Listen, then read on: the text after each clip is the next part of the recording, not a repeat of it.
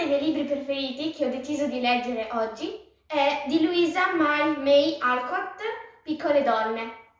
Mi è stato regalato al mio non compleanno perché l'anno scorso non si è potuto festeggiare a causa Covid. Il mio passo preferito è questo qui. Passati i primi momenti di sgomento, la famiglia March si rassegnò all'inevitabile e tutti cercarono di sostenersi l'un l'altro con quell'intensità di affetti che lega gli animi nei momenti più difficili. Misero da parte il loro dolore e ciascuno fece il possibile per rendere il tempo che a Beth restava da vivere il meno triste possibile. La sistemarono nella camera più bella della casa, abbellita con le cose a cui teneva di più: fiori, quadri, il suo pianoforte, il tavolo da lavoro e i suoi amati micetti. Il signor March contribuì con dei libri, la signora March con la sua sedia più comoda, Joe offrì la sua scrivania e i suoi bei disegni avunti da anni.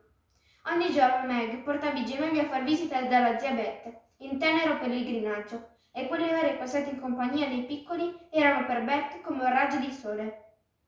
John, in gran segreto, racimolò una piccola somma per non far mai mancare all'ammalata quella frutta fresca che tanto le piaceva.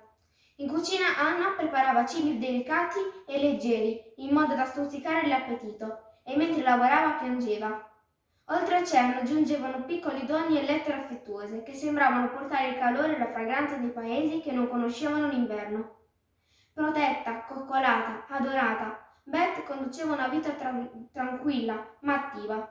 Niente avrebbe potuto cambiare la sua natura dolce e altruista, e anche preparandosi a lasciare la vita, cercava di rendere quel congedo il più possibile sereno per chi sarebbe rimasto. E la lettura per me, io amo leggere libri perché mi si crea un mondo fantastico in cui io posso immaginare ciò che voglio e posso essere qualunque cosa io voglia e in ogni luogo io voglia.